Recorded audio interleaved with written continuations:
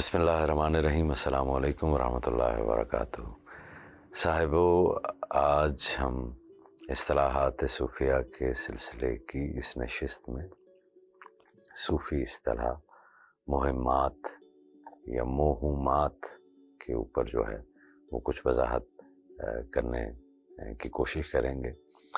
یہ ان اقوال کو کہا جاتا ہے جن میں متعدد احتمالات ہوں اور ان کے صحیح معنی اور صحیح احتمال تک آسانی سے ذہن نہ پہنچتا ہو، بلکہ تفکر و تدبر کے بعد ہی اس کے صحیح معنی تک رسائی حاصل ہو سکتی ہو۔ یعنی ایسے اقوال جس کی بظاہر کوئی سینس بھی آپ کو سمجھ نہ آ رہی ہو، اور اس کو سمجھنے کے لیے آپ کو فکر اور تدبر جو ہے وہ کرنا پڑتا ہو۔ مثال کے طور پہ کسی صوفی کا یہ قول ہے، بڑا مشہور ہے، کہ اس راہ میں یعنی راہ سلوک میں ابلیس بھی دوست ہو جاتا ہے۔ ظاہر ہے کہ یہ قول بظاہر تو بہت ہی جو ہے وہ وحشت ناک ہے، اور اس کی کوئی صحیح تعویل جو ہے وہ بھی سمجھ میں نہیں آتی، لیکن جب آپ غور و فکر کرتے ہیں تو تب جو ہے اس کا صحیح پہلو آپ کے سامنے آتا ہے۔ اور وہ صحیح پہلو یہ سامنے آتا ہے کہ جب ہم حضرت ابو ہریرہ رضی اللہ عنہ کی اس حدیث کو پڑھتے ہیں کہ جس میں وہ خود بیان کرتے ہیں کہ رسول کریم صلی اللہ علیہ وآلہ وسلم نے آپ کو صدقے کے مال کی حفاظت کے اوپر متعین کیا ہوا تھا، تو ایک رات یوں ہوا کہ ان کو ایک شخص نظر آ گیا، حضرت ابو ہریرہ رضی اللہ عنہ کو، جو جلدی جلدی غلہ سمیٹ رہا تھا۔ حضرت ابو ہریرہ نے اس شخص کو پکڑ لیا، اس پر وہ شخص جو ہے وہ گریہ وزاری کرنے لگا، منتیں کرنے لگا، تو اس کی یہ حالت کو دیکھ کر حضرت ابو ہریرہ نے اس کو چھوڑ دیا، اور اگلے روز رسول کریم صلی اللہ علیہ وآلہ وسلم کی بارگاہ میں جب پیش ہوئے تو رسول کریم نے دریافت کیا تو آپ نے سارا ماجرا جو ہے وہ کہہ سنایا۔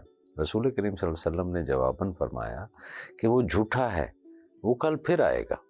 چنانچہ وہ دوسری اور پھر تیسری شب بھی آیا، اور ہر بار اس نے بہانے بنائے اور نئے سے نئے بہانے تراشے۔ تیسری بار اس نے حضرت ابو ہریرہ سے کہا کہ اے ابو ہریرہ، مجھے چھوڑ دو، میں تم کو ایسی بات بتاتا ہوں جس سے تم کو فائدہ ہوگا۔ اور پھر اس نے بتایا کہ ابو ہریرہ، سونے سے پہلے آیت الکرسی پڑھ لیا کرو۔ حضرت ابو ہریرہ صبح کو آئے اور اللہ کے رسول صلی اللہ علیہ وآلہ وسلم سے سارا واقعہ سنایا کہ جناب آج تیسری شب تھی آقا، اور وہی چور جو ہے وہ آیا، اور اس دفعہ اس نے مجھے یہ کہا۔ تو رسول کریم صلی اللہ علیہ وآلہ وسلم نے جواباً فرمایا کہ اے ابو ہریرہ، وہ ابلیس تھا، اس نے سچ کہا اگرچہ کہ وہ بہت بڑا جھوٹا ہے۔ تو اس روایت سے معلوم ہوتا ہے کہ کبھی کبھی شیطان اپنے مقصد کے حصول کے لیے، اپنے مقصد کی تحصیل کے لیے خیر کی جانب بھی رہنمائی کرتا ہے۔ اس واقعے سے معلوم ہوتا ہے کہ شیطان نے خیر کے راستے میں حضرت ابو ہریرہ کی مدد کی۔